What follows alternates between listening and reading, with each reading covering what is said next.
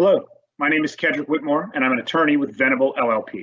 I represent the applicant for the Ames Center project, Snell Properties. We've had a robust and productive public discussion on this project to date, and we thank you for your feedback. In response, we have made significant revisions to this proposal that we think ultimately results in a better project. Prior to our final virtual SPRC meeting, I would like to provide some information on these changes and on the overall project. The first item to discuss is related to community comments that the initial proposal did not do enough to support the cycling infrastructure in Roslyn. As you can see on the upper left portion of the page, the original proposal included bike lanes only on the north side of Nash Street, with no bike facilities along the frontage of the Ames Center. We heard from the community about the importance of including sufficient bicycle infrastructure in this area. As a result, we have worked with staff to create a section that includes bike lanes on both sides of Nash Street, incorporating the Ames Center frontage.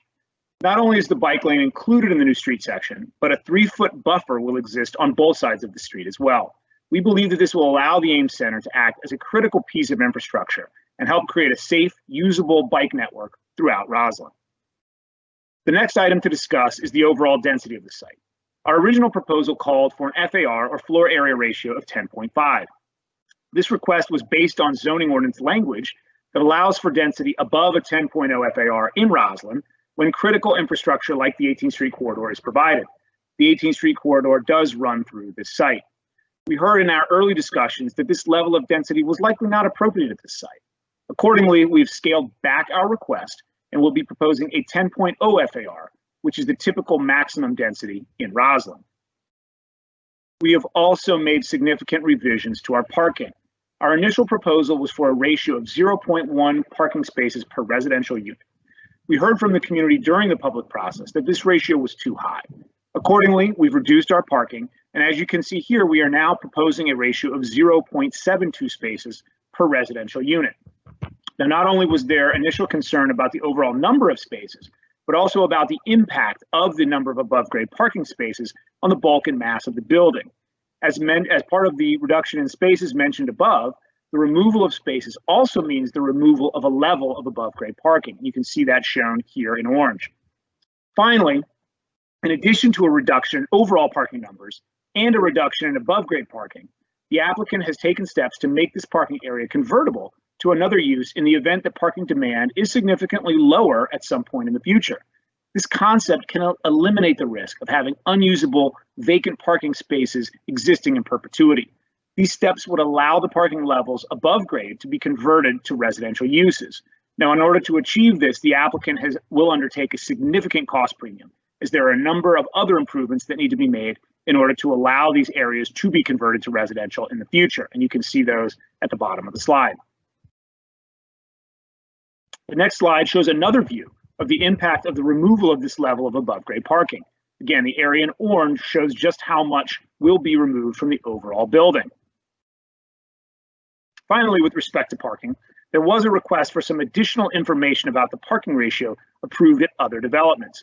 Here we've refined our list and included only sites that are both along the RB corridor and that have been approved in the last 5 to 10 years. And as you can see, these approvals are largely in line with our proposal. I should point out particularly that the parking ratio for the Holiday Inn site that was recently approved does not take into account a very large number of shared spaces with the hotel. As you can see here, the hotel was approved at a parking ratio of 1.2 spaces per key, which is a very high parking ratio. The residential units at that site will be able to share the parking with the hotel, which at this high ratio will inevitably have a significant number of vacant spaces. So as a result, the effective ratio of the Holiday Inn site is actually far higher than what you'll see. In any event, our proposed ratio currently is below that of the Holiday Inn that was approved, and we believe at a ratio appropriate for this site. And we've also had some previous requests to include additional information related to pedestrian pathways in and around the site. This slide shows you some information about how pedestrian circulation will work in the area. I should note that the dashed lines indicate future pathways that will be available once 1401 Wilson is completed, that's at the top, and the Fort Myer Drive tunnel is filled in, that's at the bottom. A new mid-block crossing at Fort Myer Drive is currently impossible given the grade of the tunnel. However, the applicant has worked to make the existing crossings in the area safer and more efficient.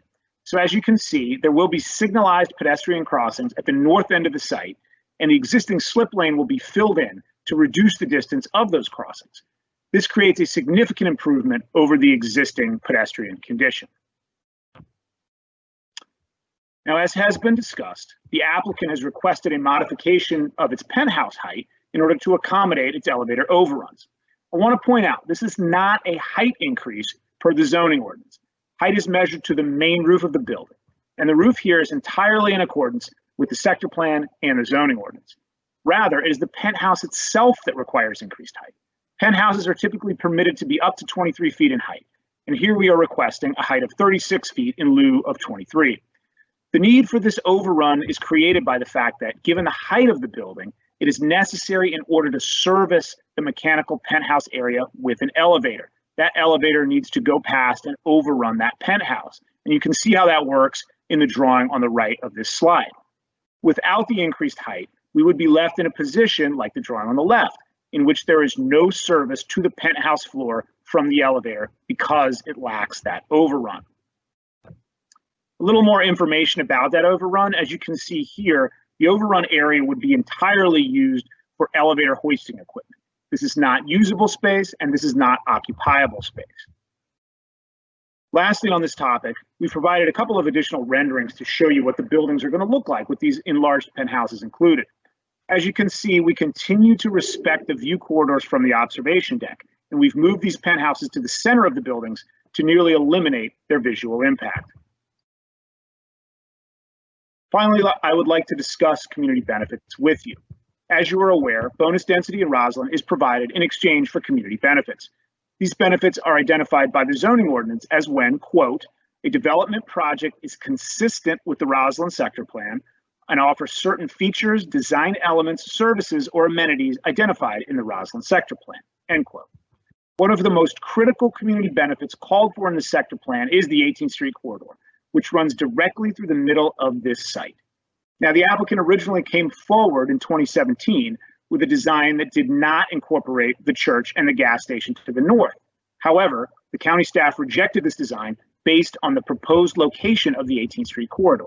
As a result, the applicant engaged with the church to the north in order to achieve a consolidated development site, including the church and a realigned 18th Street.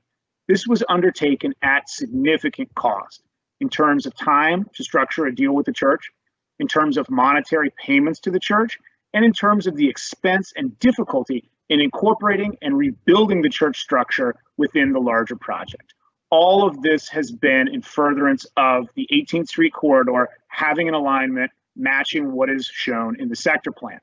This piece of critical infrastructure is the primary community benefit provided by the project, but it also meets a number of other sector plan goals, including contributions to the Peaks and Valleys height scheme, excellence in architectural design, and preservation of priority view corridors.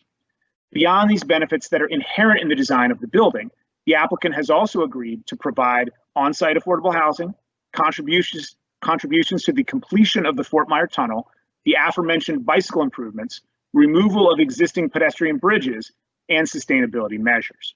As a result, the proposed development will significantly advance the goals of the sector plan and the county as a whole. So I want to thank you all for your attention and for your feedback to date and your continuing feedback. We look forward to seeing you at the SPRC. I hope you and your family are remaining safe and healthy, and I look forward to the time when we can meet in person again. Thank you.